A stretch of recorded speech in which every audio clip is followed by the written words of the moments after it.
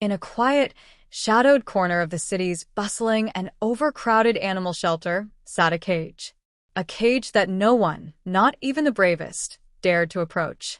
Inside that cage was Blaze, a big, muscular German shepherd with eyes that pierced like steel and a growl that echoed like thunder through the halls.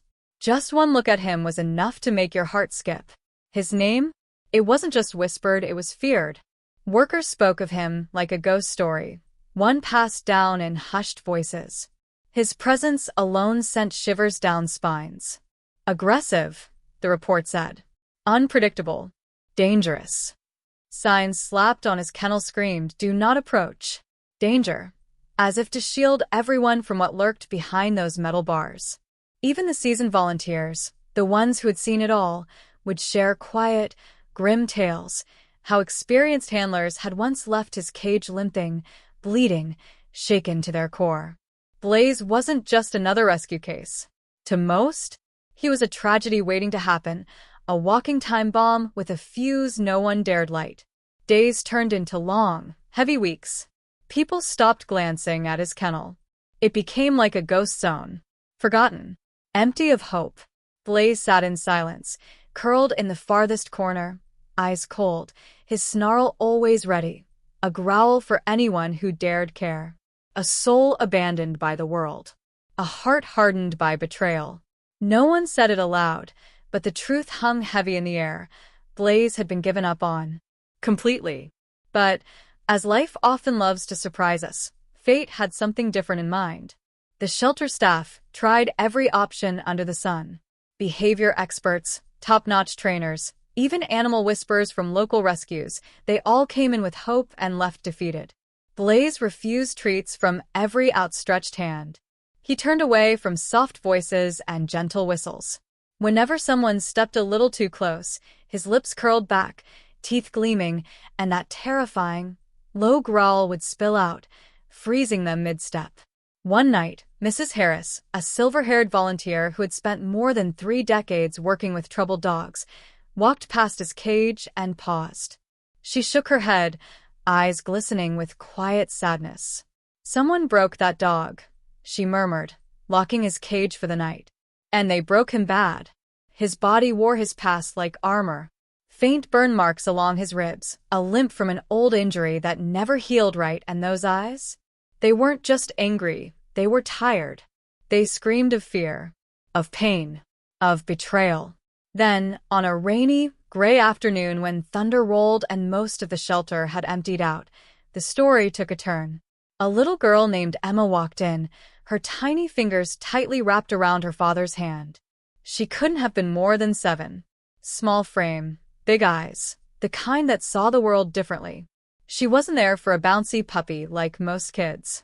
No. Emma was searching for a friend. Any friend. As they strolled past row after row of barking, jumping dogs, Emma suddenly froze. Her eyes had locked on Blaze. Her father gently tugged her arm, whispering, "Not that one. Honey, he's not safe." But Emma didn't move an inch. She stared straight into Blaze's stormy eyes, and something miraculous happened. Blaze didn't growl. He didn't bare his teeth. Didn't lunge or bark. He simply stared back, silent. Still. Curious. Emma slowly knelt in front of the cage, her tiny palm pressed gently against the cold metal bars. No words. No sudden moves. Just calm, honest presence. The shelter staff held their breath. And then, Blaze took a step forward. His body stiff, uncertain but not aggressive. It was as if, in that quiet, magical second, 2 broken hearts recognized each other. From that day on, Emma begged to return. Every day after school, no matter the weather, she showed up. Her father, hesitant at first, watched his daughter's persistence with awe. The way she spoke about Blaze, like he was already part of her world, finally convinced him. She wasn't afraid. She never tried to touch him. Instead, the staff placed a small chair a few feet away, and there Emma would sit. Legs swinging gently, reading fairy tales aloud, humming sweet songs, or simply sharing stories about her day. Just being there. And Blaze? He listened. He didn't growl. Didn't bark. He just listened. Days passed. Weeks melted together. Slowly, Blaze's stiff posture began to soften. The fire in his eyes? It dimmed into something gentler, something almost hopeful. And then came the moment no one could have predicted.